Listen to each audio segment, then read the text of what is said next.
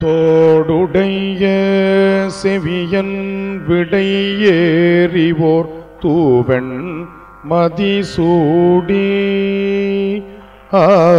தோடுடைய செவியன் விடை ஏறிவோர் தூவெண் மதிசூடி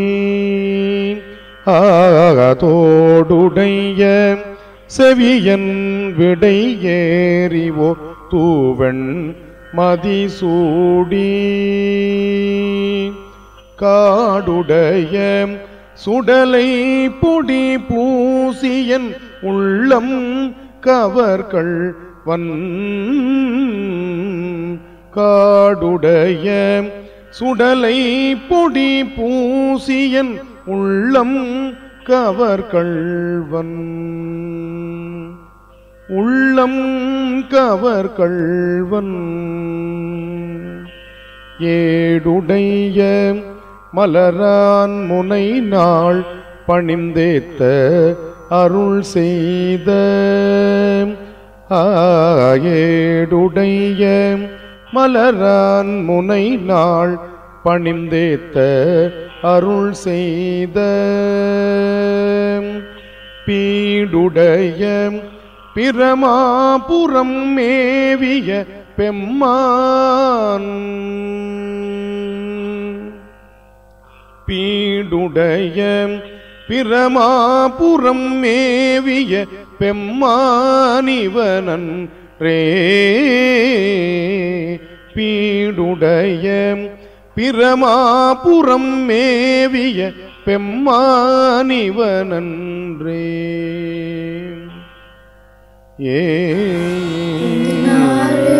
சிவனே போற்றி எல்லாற்றவர்க்கும் இறைவா போற்றி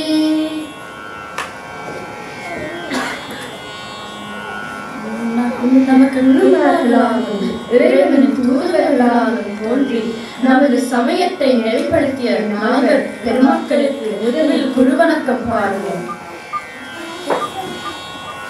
பூலியர்கோன் வெப்பளித்த புகழியர்கோன் கடல் போற்றி ஆழ்விசை கல்வியப்பில் அணிந்த பிரான் அடி போற்றி பாலி திருநாவலூர் வந்தொண்டர் பதம் போற்றி ஊழிமணி திருவாரூரர் திருத்தாள் போற்றி. அடுத்தது பிள்ளையாரை வணங்குவோம். ஐந்து கரத்தனை ஆனை முகத்தனை இளம் பிழை பொருளை ஈற்றனை நந்தி மகந்தனை ஞான கோலந்தினை புந்தியில் வைத்தடி போற்றுகின்றேனே. அறிவுசால் ஆசிரியப் பெருமக்களே, உடன் பயிலும் மாணவர்களே, சிட்னி முருகப் பெருமானின் அடியார்களே, உங்கள் அனைவருக்கும் எங்களின் பணிவான வணக்கங்கள். இன்று வைகாசி மூலம் உலகம் உய்ய வந்த உதித்த சம்பந்த பெருமான் தான் விரும்பிய நேரத்தில் இறைவனடி சேர்ந்ததை நினைவு கூறும் நாளாகும். அப்போது அவர் பாடிய பாடல் இதோ. காதலாகி கசிந்த கண்ணீர் மல்லி ஓதுவார் தம்மை நன்னறி குவிப்பது வேதம் நான்கினும் மெய்ப்பொருளாவது நாதன் நாமம் நமச்சிவாயவே. தன்னோடு தனது திருமணத்திற்கு வந்திருந்த சிவனடியார்கள், தனது பெற்றோர், நண்பர்கள், உறவினர்கள், சமயக்காரர்கள், சிவிகை தூக்கியோர் உட்பட அனைவரும் முத்தியை வாங்கி தந்தார் ஞான சம்பந்தர். இது அன்றும் இன்றும் என்றும் எவரும் செய்யாத செயலாகும். ஆதலால் தான் சேக்கிழார் பெருமான் ஞான சம்பந்தரை சைவ மைந்தர் என்றும் இறைவ திருமைந்தர் எனவும் பாராட்டுகிறார். அந்த வகையிலே இந்நாள் ஞான சம்பந்த பெருமானின் குருபூசை தினமாகும். அத்துடன் திரு நீலநக்க நாயனார், முருக நாயனார், திரு நீலகண்ட யாழ்ப்பாண நாயனார் ஆகியோருடைய குருபூசை தினமாகவும் கொண்டாடப்படுகிறது. இத்தகைய சிறப்புமிக்க தினத்திலே திருஞான சம்பந்த பெருமான் அப்பரோடு இணைந்து திருமறைக்காட்டில் நிகழ்த்திய அதி அற்புதம் பற்றிய திருமுறை என்னும் அறமறை என்ற இசை சொல்லோவியத்தை உங்கள் முன் சமர்ப்பிக்கிறோம். அருட்பயணம் மேற்கொண்ட அப்பரும் சம்பந்தரும் திருமறைக்காட்டிற்கு வந்தனர். இத்தலம் இப்போது வேதராணான்யம் என அழைக்கப்படுகிறது. தமிழ்நாட்டில் உள்ள நாகப்பட்டினத்தில் இருந்து தெற்கே சுமார் 50 கிலோமீட்டர் தொலைவில் உள்ளது. திருமறைக்காட்டிற்கு திருவாரூர், தஞ்சாவூர், கும்பகோணம், மயிலாடுதுறை ஆகிய ஊர்களிலிருந்து பேருந்துகள் செல்கின்றன. இங்குள்ள அம்மனின் பெயர் அருள்மிகு யாழை பழித்த மொழி அம்மை. இறைவனின் பெயர் அருள்மிகு மறைக்காட்டு மணநாளர். இந்த ஆலயத்திற்கு அப்பரும் சம்பந்தரும் சென்றபோது அக்கோவிலின் கோபுர வாசற் கதவுகள் மூடப்பட்டிருப்பதை கண்டனர். அப்பரும் சம்பந்தரும் அங்குள்ள பெரியவர்களிடம், உங்கள் ஊர் கோவிலின் கோபுர வாசற் கதவுகள் மூடப்பட்டிருப்பது ஏன் என கேட்டனர். பல ஆண்டுகளுக்கு முன்னர் வேதங்கள் எங்கள் ஊர் கோவிலுக்கு வந்து தினமும் வழிபட்டனர் என அவ்வூர் முதியோர்கள் முன்னர் நடந்ததை கூற துவங்கினர். சற்று பொருங்கள். வேதங்கள் என்பன அறிவு நூல்கள். அந்த புத்தகங்களை எப்படி தாமே கோவிலுக்கு சென்று வழிபடும்? நம்மிடம் உள்ள தேவையான புத்தகங்கள் என்றாவது நமது சிட்னிமுடன் கோவிலுக்கு சென்று வழிபட்டதுண்டா? நாம் தானே அப்புத்தகங்களை கோவிலுக்கு கொண்டு செல்ல பாடுகிறோம். நல்ல கேள்வி கேட்டீர்கள். இதோ மறுமொழி கூறுகிறேன். உலகத்தோடு ஒட்ட ஒழுகல் பல கற்று கல்லார் அறிவிலாதார் என்ற குரலில் உலகம் என எதை கூறுகிறார் நம் திருவள்ளுவர்? உருண்டையான இந்த பூமியையா? சொல்லுங்கள் பார்க்கலாம்.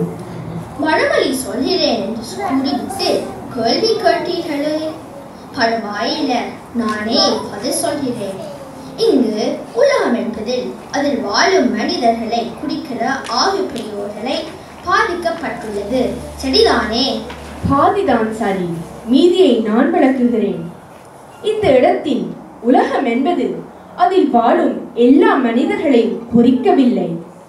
அறநூல்களை கசடர கற்று அதன் வழி நிற்பவர்களையே குறித்தது. அப்படிப்பட்ட உயர்ந்தவர்களைத்தானே நாம் பின்பற்ற வேண்டும். அதை போலவே இந்த பாடலில் வேதம் என்பது வேதங்களை நன்கு கற்றுணர்ந்து அதன் வழி ஒழுகும் சீர்மிகு வேதியர்களையே குறித்தது. சரிதானே? இனி அவ்வூர் பெரியவர்கள் என்ன சொன்னார்கள் என்பதை கேட்போம்.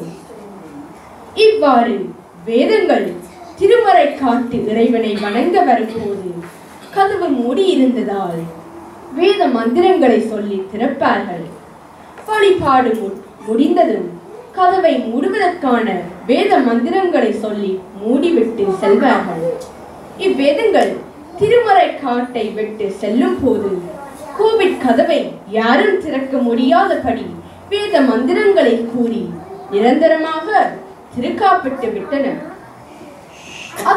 அதனை அறிந்த எங்கள் மூதாதையர்கள் வேத மந்திரங்களை நன்கு அறிந்த அடியார்களை அழைத்து வந்தனர். அவர்கள் வேத மந்திரங்களை ஓதி திறக்க முயன்றும் அக்கதவுகள் திறக்கவில்லை. ஆதலால் நாங்கள் வேறு வழியின்றி கோபுர வாயிலின் அருகே வேறு ஒரு சிறு வாயில் அமைத்துக் கொண்டு வழிபட்டு வருகிறோம் என்றனர். பெரிய புராணத்தில் இதற்கான காரணம் எதுவும் கூறப்படவில்லை. திருவிளையாடற் புராணம் எழுதிய பரஞ்சோதி முனிவர் திருமறைக்காடு தலபுராணத்தையும் எழுதியுள்ளார். அத்தலபுராண வரலாற்றின்படி வேதங்கள் மனித உருவில் அருகிலுள்ள 4 வேதபதி என்ற இடத்தில் தங்கி இத்தலத்து இறைவனை முறைப்படி வழிபட்டு வந்தன. கலியுகம் ஆரம்பிப்பதற்கு முன்பு இனிமேல் பூமியில் இருப்பது கடினம் என்றுணர்ந்த வேதங்கள் கோவிலின் முன்கதவுகளை நிரந்தரமாக பூட்டிவிட்டு சென்றன. அது முதல் பல ஆண்டுகளாக ஊர் மக்கள் பக்கவாட்டில் உள்ள ஒரு சிறிய திட்டி வாசல் வழியாகவே கோவிலின் உள்ளே சென்று வந்தனர் எனவும் இத்தல புராணம் கூறுகிறது. மேலும் பெரிய புராணத்திலும் திருமுறைகளிலும் வேதம் மறை என்ற சொற்கள் ரிக்வேதம், யசூர் வேதம், சாமவேதம், அதர்வண வேதம் ஆகியவற்றை மட்டும் குறிக்காமல் இவற்றுடன் ஆகமங்கள், திருக்குறள், தொல்காப்பியம் போன்ற அனைத்தையுமே குறித்தனர் என பல அறிஞர்கள் கருதுகின்றனர். இம்மறைகளின் ஏடுகள் திருமறைக்காடு ஆலயத்தினுள்ளே வைத்து பராமரிக்கப்பட்டன என்றும் அவ்வேடுகளை களப்பிரர்களிடமிருந்து காப்பாற்றுவதற்காகவே மறைகள் கதவினை நிரந்தரமாக மூடின எனவும் சிலர் கருதுகிறார்கள். களப்பிரர் ஆட்சி சில நூற்றாண்டுகள் நீடித்ததால் பூட்டிய கதவை திறக்கும் சங்கேதங்கள் தொலைந்து போயின என்கிறார்கள் இவர்கள். ஆனால் இதற்கு இலக்கியங்களில் சான்றுகள் ஏதும் இல்லை. நல்லது. இந்த ஆராய்ச்சியை இத்துடன் நிறைவேற்றி அப்பரும் சம்பந்தரும் கதவை திறக்க என்ன செய்தார்கள் என காண்போமா? நாவுக்கரசரும் ஞான சம்பந்தரும் கோவில் கதவு மூடியே இருப்பது கோவிலுக்கு வரும் அடியார்களுக்கு இடைஞ்சல்கள் தருவதை உணர்ந்தார்கள். இறைவனின் துணை கொண்டு மூடியிருக்கும் கோவில் கதவை திறக்க வேண்டும். பின்னர் திறந்த கதவை மூடவும் வைக்க செய்ய விரும்பினர். ஆனால் சம்பந்தர் அப்படியே நீங்கள் பதிகம் பாடி இக்கதவை திறக்க செய்தருள வேண்டும் என கேட்டுக்கொண்டார். சம்பந்தர் தான் பதிகம் பாடாமல் அப்படியே ஏன் பாட சொன்னார்? வயதிலும் இறை அனுபவத்திலும் அப்பன் பெரியவர். அது மட்டுமல்ல, கல்லை தெப்பமாக மிதக்க செய்தவர் அவர். மேலும் திடீர் வீடுமல்லையில் வாசியில் இல்லாத மதிப்பு மிகுந்த பொற்காசுகளை அப்பனுக்கே வணங்கினார் சிவபெருமான். அதனால் இதனால் இவன் முடிக்கும் என்று ஆய்ந்து அதனை அவன் கண்விடல் என்று வள்ளுவரின் அடைபுடியர்கள். அப்படியே தேவாரங்கள் பூட்டப்பட்ட கதவை பதிகம் பாடி திறக்க வல்லவர் என்ன துணி கொண்டார் ஞான சம்பந்தர். சம்பந்தரின் விருப்பப்படி பின்னன் பண்ணின் நேர்மொழி யாருமே பங்கரோ என துவங்கும் பதிகத்தை அப்பர் பாடினார். நாமும் பாடலாம் பாருங்கள். பண்ணின் நேர்மொழி யாருமை பங்கரோ, பண்ணினார் வலன் செய்மறை காடரோ, கண்ணினார் உமை காண கதவினை திண்ணமாக திறந்தருள் செய்மினே. அரக்கனை விரலால் திட்டனி இரக்கம் ஒன்றினி எம்பெருமானிரே, சுரக்கும் புன்னைகள் சூழ்மறை காடரோ, சரக்க இக்கத வந்திர பிம்மினே. அப்பர் 10 பாடல்கள் பாடும் வரை இத்திருமுறைகளை கேட்டு மகிழ்ந்து இருந்தார் சிவபெருமான். இரக்கம் ஒன்றிலே எம்பெருமானிரே என இந்த 11வது பாடலை அப்பர் பாடியதும் எவராலும் திறக்க முடியாத அந்த கதவுகள் இறைவன் அருளால் திறந்தன. கதவு திறக்க கண்ட சிவபெருமானின் அடியவர்களும் விண்ணவர்களும் எழுப்பிய அரபொலி முழக்கம் கடலின் அலையோசையை விட பெரிதாக எழுந்தது. கதவம் திறந்தது கண்ட சம்பந்தர் நாவுக்கரசரை போற்றினார், புகழ்ந்தார், வணங்கி துதித்தார். அப்பரும் சம்பந்தரை போற்றினார். அவர்கள் இருவரும் அற்புத நிலை அடைந்தனர். திருமறைக்காட்டு இறைவரின் முன்புள்ள நேர்வழியால் உள்ளே சென்றனர். பதிகங்கள் பாடி பரவினர். முன்னர் வேதங்கள் மந்திரங்கள் கொண்டு கதவை மூடவும் திறக்கவும் செய்தனர் என்று அறிந்தோம் அல்லவா? அதை போன்றே கதவை மூடவும் திருமுறை பதிகம் ஒன்று தேவை என அப்பர் உணர்ந்தார். ஆதலால் திறந்த கதவங்கள் மூடுவதற்கு ஒரு பதிகம் பாடுங்கள் என சம்பந்தரை அப்பர் கேட்டுக்கொண்டார். சம்பந்தர் சதுரம் மறைதான் என்று துவங்கும் பதிகம் பாடினார். சதுர மறைதான் துதி செய்து வணங்கும் மதுரம் பொலிசூழ் மறை காட்டு மைந்தா இது நன்கு இறை வைத்து அருள் செய்க எனக்கு உன் கதவன் திருக்காப்பு கொள்ளும் கருத்தாலே. சம்பந்தர் இப்பதிகம் பாடியதும் கதவுகள் மீண்டும் மூடின. இதன் பின் வழமை போல கோவில் கதவுகளை திறக்கவும் மூடவும் முடிந்தது. திருமுறைகளே அருமறை என விண்ணவரும் மன்னவரும் சேர்ந்து வாழ்த்தினர்.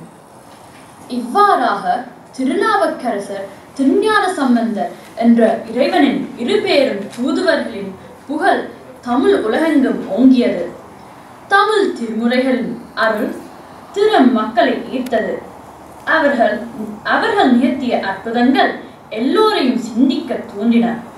பாடல்களின் இனிய இசையும் அனைவரையும் காந்தம் போன்று கவர்ந்தது. சைவ சமயம் மீண்டும் புத்துயிர் பெற்று திருமுறை சைவமாக மலர்ந்தது. இத்திருமுறை சைவத்தை உலகம் முழுவதற்கும் எடுத்து சொல்லும் வாய்ப்பு புலம்பெயர்ந்த தமிழ் சைவர்களாகிய நமக்கு இறையருளால் கிடைத்துள்ளது. அந்த வாய்ப்பினை நழுவ விடாமல் தமிழையும் சைவத்தையும் உலகின் போது சொத்துக்களாக்கும் தில்லைக்கூத்தனின் திருவடிகளையும் அவனது அடியார் திருவடிகளையும் வணங்குவோம். வேதனை தலை தோங்க மிகு செல்வத்துறை விளங்க பூதபரம் தலை பொலிய புனிதவாய் நலந்தழுத சீதபல பயப்புகழி திருஞான சம்பந்த பாதமலர் தலை கொண்டு திருத்தொண்டு பரவுவான். பாதமலர் தலை கொண்டு திருத்தொண்டு பரவுவான். உமையாண்மையிடம் ஞானப்பால் உண்டு அதனை தெவிட்டாத அருட்பாக்களாக ஆக்கி தந்த ஞான சம்பந்தர் திருவடிகள் போற்றி போற்றி. இந்நிகழ்ச்சியை அமைதியாக கேட்ட உங்கள் அனைவருக்கும் நன்றி. திருப்புகழ் மற்றும் மங்களத்துடன் திருமுறை எனும் அருமறை என்ற இசை சொல்லோவியத்தை நிறைவு செய்கிறோம்.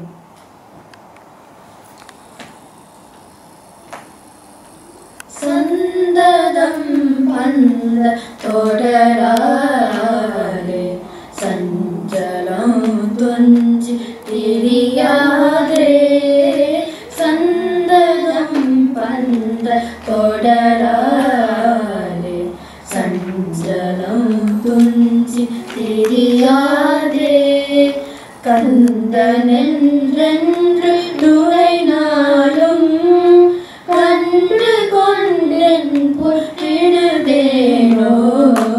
கந்தனென்றென்று துணை நாளும் கண்டு கொண்டென் புற்றிடுவேனோ. தந்தியின் கொம்பை உணர்வோனே சங்கரன் பங்கை சிறைபாலா. தந்தையின் கொம்பை உணர்வோனே சங்கரன் பங்கை சிறைபாலா. செந்திலம் கண்டு கதிர்வேலா தென்பலம் பெருமாளே. செந்திலம் கண்டு கதிர்வேலா தென்பலம் குன்றி பெருமாளே. முகில் வராது பெய்க மலைவரம் சுரக்க மன்னன் கொன்னுரை அரசு செய்க. உரையிலாது உயிரல் வாழ நான் வரை இறங்கவங்க தற்றவம் கல்வி மல்க. மேன்மைகொள் சைவ நீதி விளங்குக உலகமெல்லாம். மேன்மைகொள் சைவ நீதி விளங்குக உலகமெல்லாம். தென்னாடுடைய சிவனே போற்றி என் எந்நாட்டவர்க்கும் விரைவா போற்றி இன்பமே சூழ்க எல்லோரும் வாழ. திருச்சிற்றம்பலம்.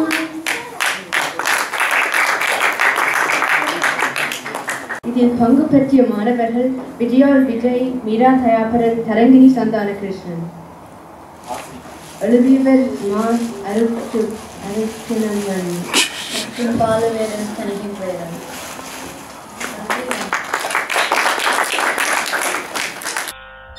வையம் நீடுக மாமழை மண்ணுக மெய் விரும்பிய அன்பர் விளங்குக. வையம் நீடுக மாமழை மண்ணுக மெய் விரும்பிய அன்பர் விளங்குக. சைவ நன்னேறி தாம் தழைத்தோங்குக தெய்வவன் திருநீறு சிறக்கவே. சைவ நன்னேறி தாம் தழைத்தோங்குக தெய்வவன் திருநீறு சிறக்கவே.